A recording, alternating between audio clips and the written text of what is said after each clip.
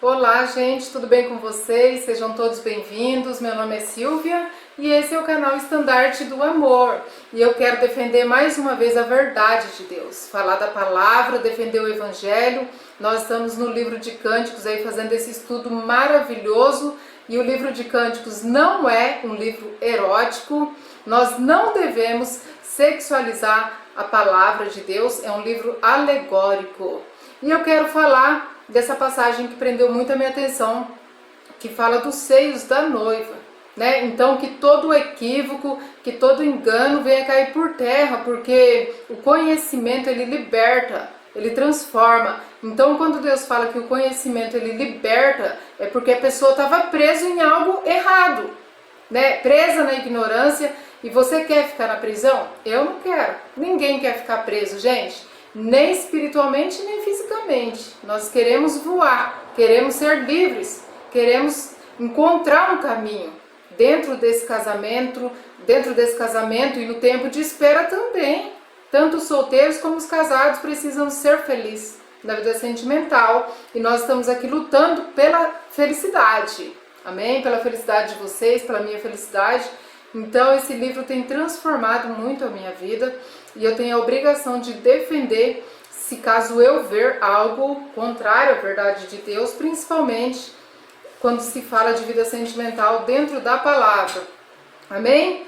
Então eu vou ler aqui Cânticos capítulo 7 e 8, que Salomão disse assim: dizia eu, subirei a palmeira, pegarei em seus ramos, sejam os teus seios como os cachos da vide. Então Salomão não pegou nos peitinhos da noiva. Salomão, ele estava profetizando, né? Então, hoje eu li até um verso que me marcou muito e prendeu a minha atenção. É simples, mas é verdadeiro. Que sexo e paixão, esse tipo de coisa que é normal, que nós já nascemos sabendo, você encontra em qualquer lugar, em qualquer hora, em qualquer momento. É algo que você já nasce, né? O hormônio já está aí. Então ele não precisa ser explicado, ele já está aí, é natural, é do ser humano. Mas o desafio maior num casamento, num relacionamento, gente, é o companheirismo, é a afinidade, é a conexão, encontrar uma raridade, né? De construção de um lar, algo aí que edifica de fato, de verdade, a sua vida. Agora, a intimidade do casal não é para ser exposta. Amém? A intimidade do casal é para ser zelada ali, guardada ali por eles. É algo íntimo, o nome já fala, né? Intimidade. Então, amém? E eu quero aqui somente defender o Evangelho, defender a palavra de Deus dentro do que foi mencionado nesse vídeo do canal Querida Dani, né? Onde o nosso amigo aí, querido Jackson, disse que Salomão pegou nos peitinhos da noiva e ela falou que Cânticos é um livro erótico. Não, não é erótico, é alegórico, né? Então, nosso corpo é templo de Deus, nós somos o templo do Senhor. A Bíblia fala que nós temos vários membros, assim como, né, tudo tem sua função, cada membro tem sua função, assim como a igreja é o corpo de Cristo, nós somos o templo de Deus. E Salomão trouxe isso para dentro dessa história maravilhosa e eu quero compartilhar aqui conhecimento e libertação, porque o conhecimento ele liberta. Então, Cânticos é um livro altamente profético. Se você ler esse livro sem entender mesmo, você vai estar profetizando algo na sua vida sentimental 100% garantido de bom. Não tem nada de maldição. Falar, mas será que aqui eu posso ler se eu estiver amaldiçoando? Não, só tem coisa boa. Então, eu profetizei muito tempo, no meu tempo de espera, justamente sobre os seios. Né? E Deus me deu ordem aqui hoje para defender a verdade, onde Salomão profetizou aqui, ele falou, ele profetizava, subirei a palmeira, pegarei em seus ramos, sejam os teus seios como os cachos da vide. Ele profetizou dizendo assim, tomara que os seios da Sulamita sejam como os cachos da vide.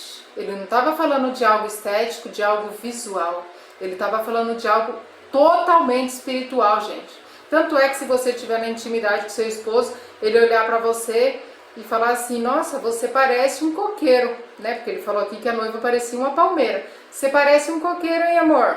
E seus peitos parecem cacho de uva. Meu, não dá, né, gente? Vamos entrar em um acordo que não tem como. Então isso daqui já mostra que é um livro alegórico, onde Deus quer nos revelar a palavra dele, onde a palavra de Deus aqui está escondida para aqueles que buscam, de fato, de verdade. Nós estamos aí pagando preço pela revelação da palavra e Deus tem libertado, tem trazido conhecimento. E quando Salomão disse que desejava que os seios da noiva fossem como cachos de uva, ele não pegou nos seios dela.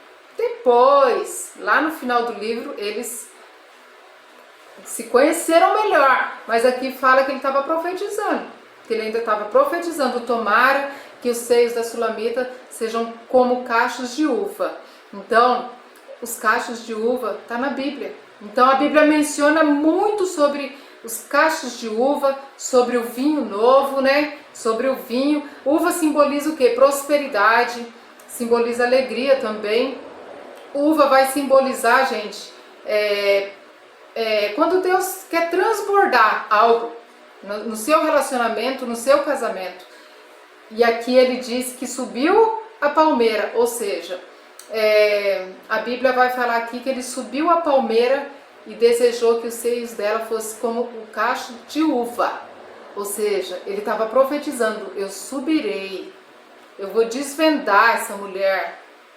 E os cachos de uva eu fui estudar, porque Salomão não falou assim: tomara que os seios da Sulamita sejam como um vinho. Não, ele falou do cacho de uva, ele podia falar do vinho, né? A uva é transformada em vinho, mas quando ele comparou os seios dela como cacho de uva, ele não estava falando da estética, da beleza dela, jamais. Porque cada um tem sua estética, cada um tem sua beleza. Jamais, isso é algo fútil até. Perante a grandeza de Deus é fútil, é vulgar. Ele estava falando aqui de algo espiritual, porque a uva, gente, é algo que se diz respeito a ser passada por um processo. Então a uva está ali para ser consumida. De que forma você vai consumir a uva? Primeiro você vai esmagar ela, né? Se você colocar um cachinho de uva na boca, ele vai ser esmagado. Não tem jeito. Agora, geralmente a palavra de Deus fala que o cacho de uva era para ser pisado e transformado em vinho. Então, o processo da uva primeiro é ser esmagada, depois tem a purificação, a fermentação e por fim o amadurecimento. E ainda leva um bom tempo para se transformar num bom vinho. Salomão estava desejando ardentemente uma mulher que tivesse postura e disposição a passar pelo processo, pelo casamento, do começo, no meio e no fim, a concluir aqui na terra essa obra maravilhosa, onde a palavra diz que até que a morte vai nos separar, né?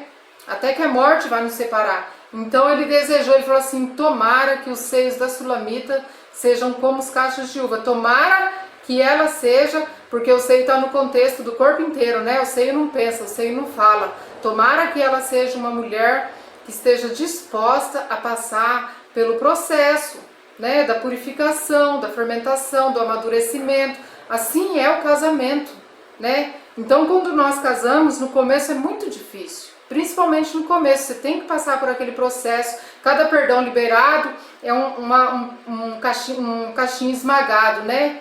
Uma uva esmagada, né? Cada compreensão, e aí você vai esmagando, você vai renunciando o seu eu para trazer compreensão para o seu esposo, e assim vocês adquirirem desse relacionamento o melhor vinho, a alegria, a concordância, a construção, a conexão, que naturalmente, né, chega no leito, sem precisar mencionar e expor nossa intimidade, não tem necessidade. Então, quando a Bíblia fala dos seios da noiva, lá em Cânticos, capítulo 8, no versículo 10, que é o último livro de Cânticos, ela finalizou falando assim, que era aquilo que eu também profetizei muito no meu tempo de espera. Ela disse assim: eu sou um muro, e os meus seios como as suas torres. Sendo assim, fui tida por digna da confiança do meu amado. Então, ela comparou os seios dela como a torre de um muro, né? E Salomão falou: subirei a palmeira, né? Torre, lugar alto, né? Então você tem que subir. O seio da noiva foi comparado como a torre de um muro, e ela foi tida por digna da confiança do amado dela, porque ela se tornou ali uma torre. Torre, gente, na Bíblia é um lugar onde, de seguro, lugar seguro, onde você está ali na torre, estou seguro, estou vendo tudo que acontece. A Bíblia geralmente vai falar que o atalaia fica na torre. O atalaia é aquela mulher que sabe de tudo. Ela ora, ela jejua, ela se consagra, ela está antenada no relacionamento, ela está ligada em tudo, não precisa ninguém falar para ela. Né? A Bíblia fala que não há nada em oculto que não seja revelado. Então Salomão desejou uma mulher assim, por isso que ele falou, subirei a palmeira.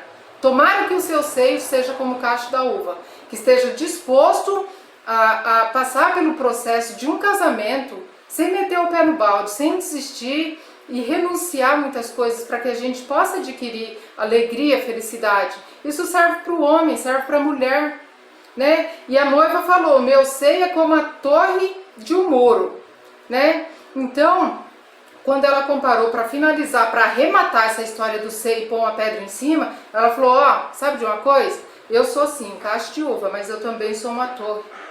Ou seja, a torre, ela, como eu já disse, né, anteriormente, ela é lugar de segurança. Então, a mulher de Deus, que é transformada, que é lapidada, que é purificada, que passa pelo processo, ela consegue passar depois disso segurança.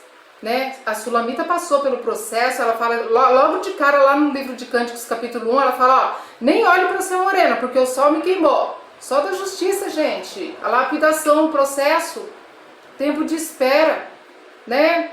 A humildade, Deus fala de humildade.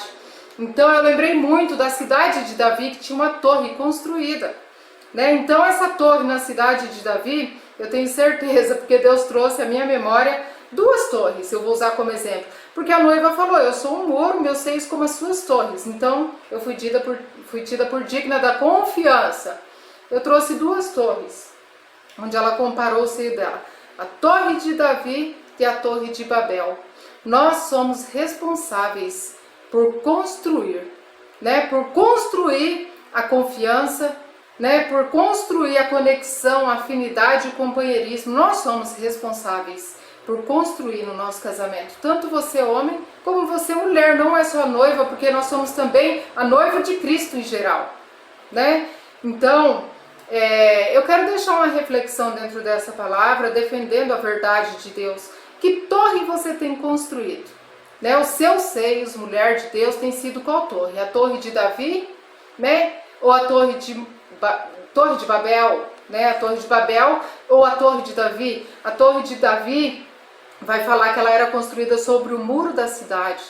E essa torre servia para defender a cidade, onde ficavam ali as armas de Davi, toda aquela equipe, aquela segurança para defender do inimigo, do perigo, né? Para trazer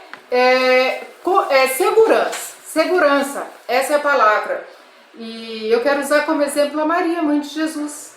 Quando o vinho acabou, naquele casamento, ela se fez uma torre de Davi e ela percebeu o constrangimento ali dos noivos, ela percebeu ali que acabou o vinho, porque ela falou, ó, procure Jesus, o vinho acabou, procure Jesus. Ela trouxe solução, ela trouxe confiança, ela trouxe solução, trouxe confiança. E então essa mulher extraordinária pode ser comparada, os seios dela, como a torre de Davi, né? E a torre de Babel, gente? A torre de Babel é aquele povo que teve a soberba, a prepotência de querer construir uma torre ali que chegasse ao céu. E o resultado daquilo foi o quê? Confusão. Confusão. Deus confundiu as línguas, deixou eles confundidos ali, né? Na metade da construção já ninguém entendia mais nada. O que o outro falava, virou aquela confusão. Por quê? Porque o objetivo deles não era defender, né? Como eu estou fazendo aqui agora, defendendo a verdade.